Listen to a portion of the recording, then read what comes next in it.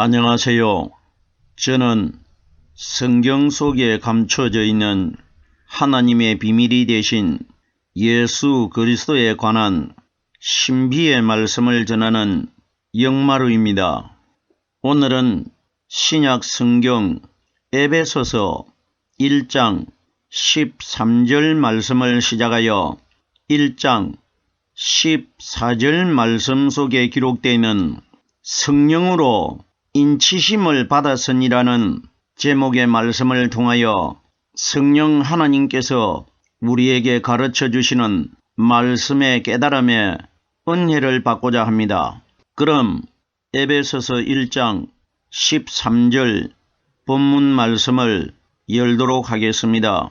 그 안에서 너희도 진리의 말씀 곧 너희의 구원의 복음을 듣고 그 안에서 또한 믿어 약속의 성령으로 인치심을 받았으니, 오늘 말씀의 제목이 성령으로 인치심을 받았으니라는 제목입니다. 성경이 가리키는 인친 것이 뭐냐? 무덤 속에서 예수 그리스도께서 성령 세례, 즉 말해서 기름 부음을 받고 부활하신 분을 인치심을 받은 분이라고 합니다. 예수님께서 무덤 속에서 인치심을 받으신 것과 오늘날 이 땅에서 하나님을 믿는 우리 신앙인들에게 인치심을 받으신 그 성령이 오순절날 이 땅에 오셔가지고 현재 이 땅에 있는 우리들에게 성경에 기록되어 있는 말씀을 가르쳐 주시기 위하여 오순절 성령이 이 땅에 오셨습니다. 그러면은 우리에게 이 말씀을 적용을 시키면은 하나님을 믿는 신앙인들 중에 마음속에서 오순절날 임하신 인침을 받으신 성령께서 우리에게 가르쳐 주시고 깨닫게 해주시는 이 말씀 안에 있는 사람들이 성령으로 인침을 받았다는 사람들입니다. 이걸 우리에게 하나님이 성경을 통해서 증거하고 계시는 것입니다. 그럼 결론적으로 그 안에서 하는데 에베소서는 6장까지 기록되어 있는데, 그럼 여기에 그 안에서 하는데 결론적으로 그 안에가 뭡니까? 그 안에서라는 것은 오늘날 우리 시대에 이 말씀을 적용을 시키면은 우리들이 오늘날 성령의 말씀 속에 들어있는 사람들을 그 안에서라고 하는 겁니다.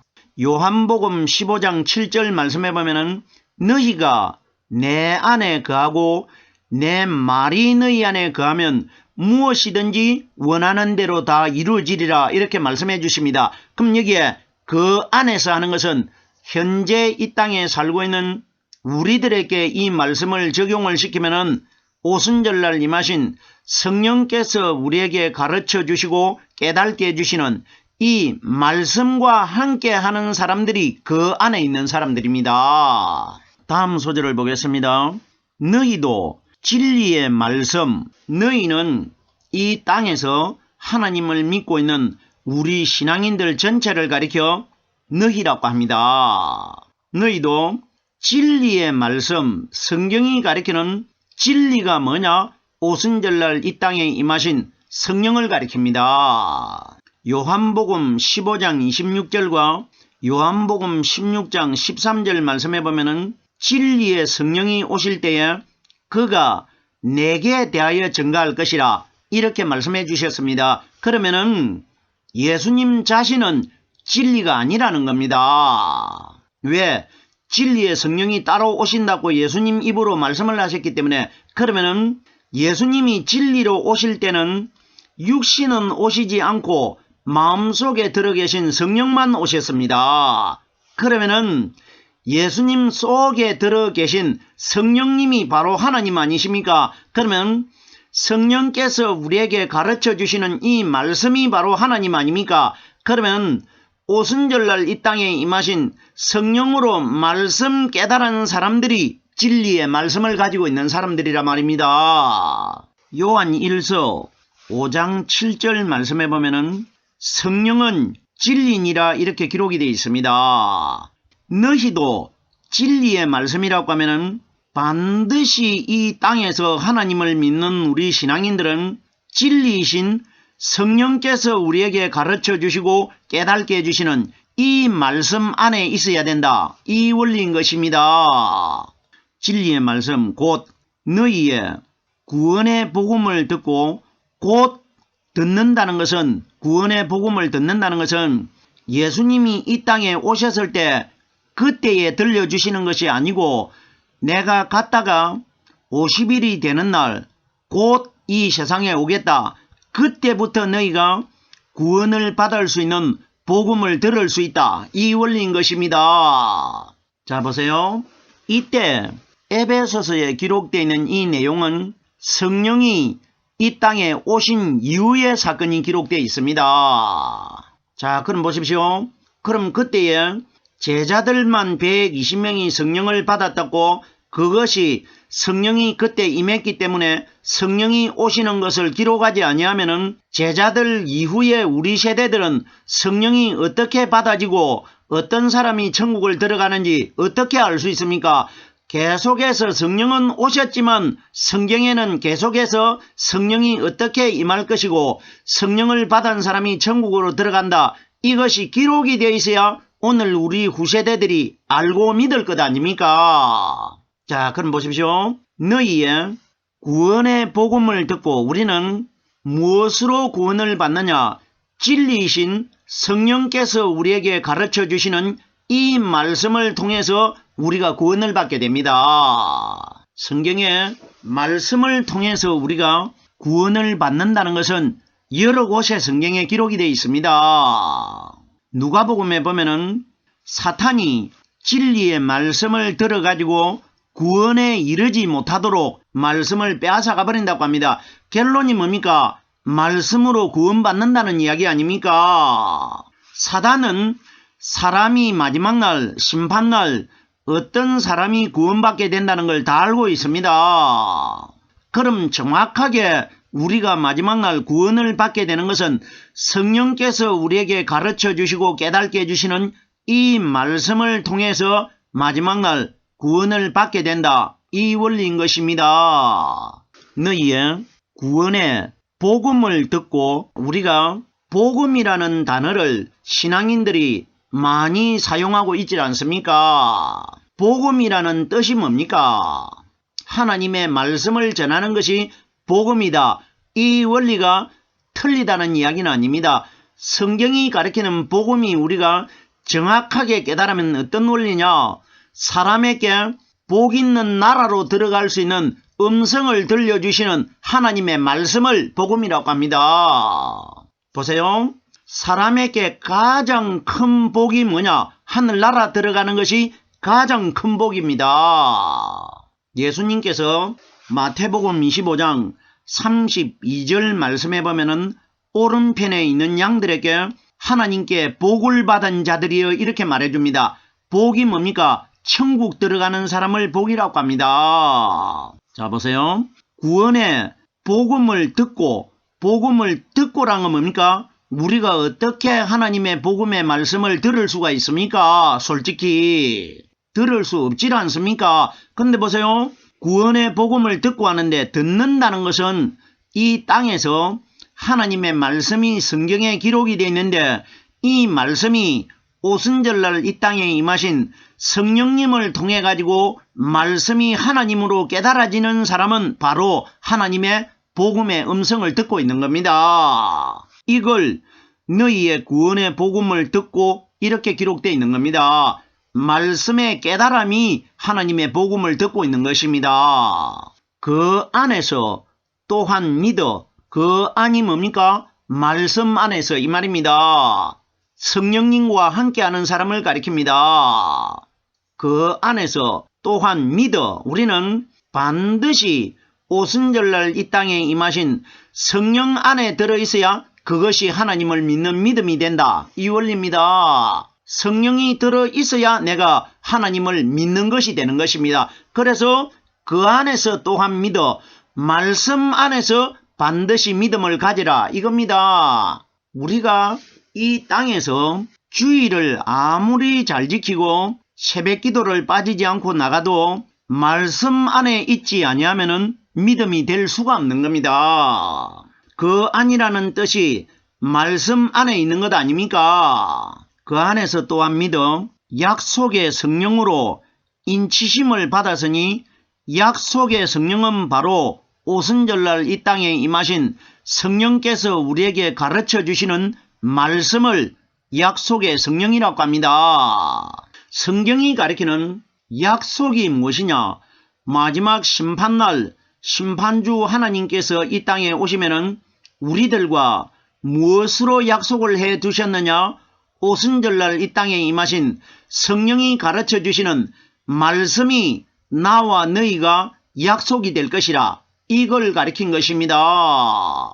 말씀이 약속입니다. 약속의 성령으로, 성령은 바로 말씀입니다. 성경에 어디에도 보면은 성령이 어떤 분이고 성령은 어떤 뜻을 가지고 있다, 이런 내용 결단코 기록되어 있지 않습니다. 근데 보세요. 성령이라는 단어는 성경에 많이 기록되어 있습니다. 이 성령이 뭐냐? 바로 말씀입니다. 말씀.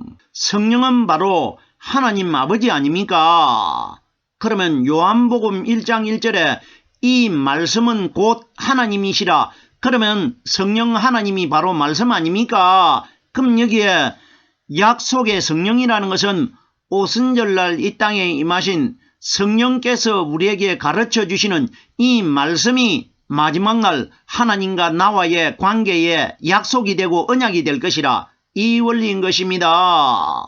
약속의 성령으로 인치심을 받았으니, 제가 말씀드렸습니다. 인치심을 받았다는 것은 성령의 말씀을 받아가지고 깨닫고 있는 사람을 인치심을 받았다고 합니다.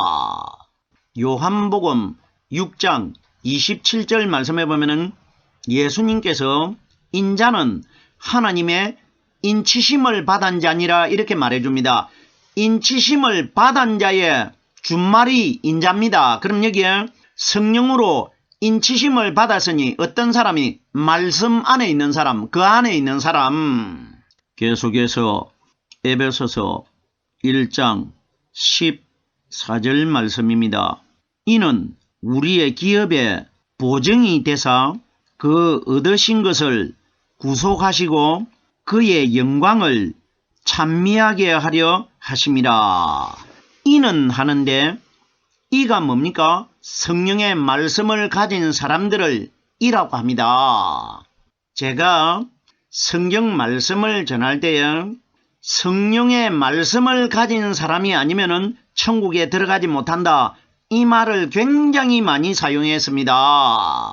이 땅에서 아무리 내가 연보를 많이 하고 기도를 많이 하고 주의를 잘 지키고 사랑을 베풀어도 마지막 심판날 말씀을 가지고 있지 않냐면은 천국 못 들어갑니다. 두려운 이야기입니다. 신앙생활 속에서 말씀 한 가지만 깨달으면은 끝나는 겁니다. 구원 얻는 겁니다. 구원 얻는 거. 말씀으로 구원받기 때문에 이 원리를 반드시 깨달으십시오. 이는 우리라는 것은 신앙인들입니다. 기업의 보증이 되사, 기업이 뭡니까? 하늘나라 들어가는 것을 기업이라고 합니다. 그러면 하늘나라 들어가는데 우리가 무엇을 가지고 있어야 하늘나라 들어가느냐? 말씀 안에 들어있어야 기업의 보증이 된다는 겁니다. 기업은 하늘나라입니다. 성령의 말씀 안에 있는 사람들이 하늘나라로 들어가는 보증이 될 것이라, 이 원리입니다. 성경이 가리키는 보증이 뭡니까? 나의 생명을 대신해 가지고 마지막 날 하나님 앞에 내어놓을 수 있는 것이 보증입니다. 그럼 우리는 마지막 심판날 내 마음속에 성령이 가리키는 말씀으로 인침을 받은 것이 마지막 심판주 앞에 이것이 내가 하늘나라의 땅을 기업으로 받는 보증이 될 것이라, 이 원리라 말입니다. 말씀이 우리의 생명의 보증이 될 것이라, 이 원리인 것입니다. 그 얻으신 것을 구속하시고, 보세요. 얻으신 것을 하는 것은 우리가 성령님을 통해 가지고 말씀을 값없이 얻게 됩니다.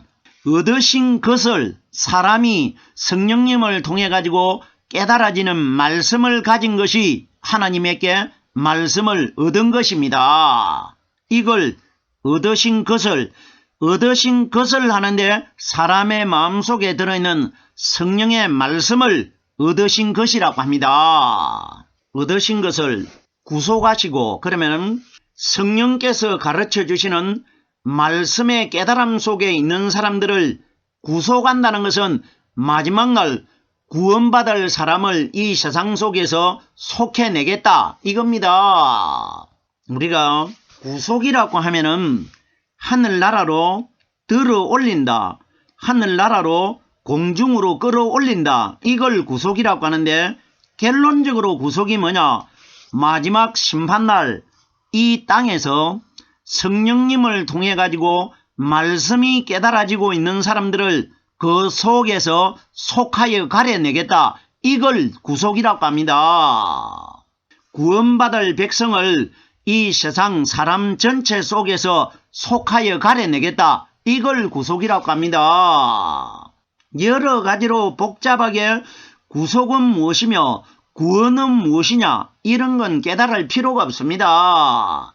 마지막 날 성령님을 통해 가지고 말씀을 깨닫고 있는 사람들을 선택해서 가려낸다, 이걸 구속함을 받는 겁니다. 자, 보세요.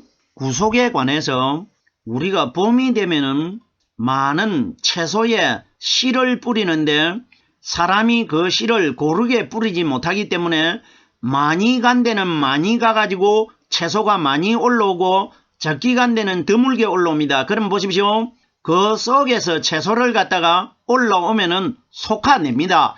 이건 우리에게 뭘 보여주느냐? 씨는 하나님의 말씀입니다. 마지막 심판날 씨를 가진 사람들 중에 속아서 뽑아내겠다, 이걸 구속이라고 합니다. 이 말씀은 마태복음 15장 12절 말씀해 보면은 예수님께서 심은 것마다 내 천부께서 심지 않은 것은 뽑힐 것이니, 이렇게 기록이 되어 있습니다. 성령의 말씀 가지지 않는 자들은 뽑혀서 지옥으로 들어갈 것이라, 이 원리인 것입니다. 계속해서 마지막 소절입니다. 그의 영광을 찬미하게 하려 하심이라. 자, 보세요. 그의 영광을 하는데, 그의 영광의 결론체가 누구냐? 무덤 속에 부활하신 그리스도가 하나님의 영광입니다. 우리가 그리스도는 하나님의 영광이라고 하니까, 하나님은 따로 있고 예수님은 하나님 앞에 드려지는 영광의 물체다, 이런 원리 결단과 아닙니다. 그의 영광이라는 것은 부활하신 그리스도가 바로 영광의 하나님의 본체의 형상입니다. 그럼 여기에 그의 영광을 찬미하게 하려 함이라, 그의 영광을 찬미한다는 것은 찬미가 뭡니까? 찬송 아닙니까? 그러면 무덤 속에 부활하신 그리스도가 영광입니다. 그러면 오순절날 이 땅에 임하신 성령께서 우리에게 가르쳐 주시고 깨닫게 해주시는 이 말씀 안에 들어있는 사람이 하나님의 영광을 찬미하는 사람입니다. 성경의 찬미가 뭡니까? 말씀을 찬미라고 합니다. 이 말씀은 신명기 31장과 32장을 자세하게 읽어보면 하나님의 말씀이 노래라고 기록이 되어 있습니다. 노래가 찬미 아닙니까? 그럼 여기에 그의 영광을 찬미하게 하려 하심이라. 그럼 보세요. 성경에 기록되어 있는 하나님의 말씀을 깨닫는 것이 하나님의 영광을 찬미하고 노래하는 겁니다. 이걸 우리에게 가르친 것입니다.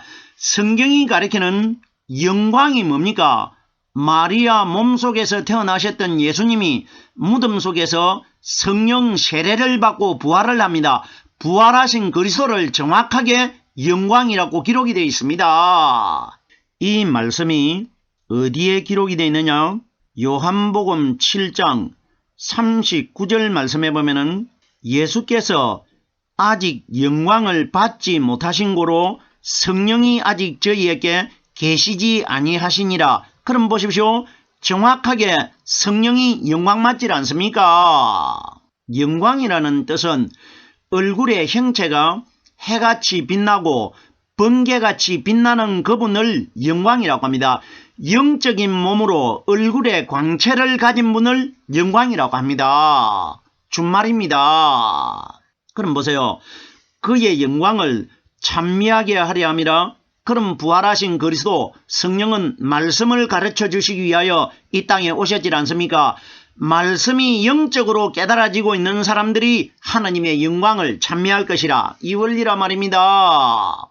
오늘은 성령으로 인치심을 받았으니라는 제목의 말씀을 에베소서 1장 13절에서 1장 14절 말씀까지를 깨달아 보았습니다. 오늘은 여기까지만 하겠습니다.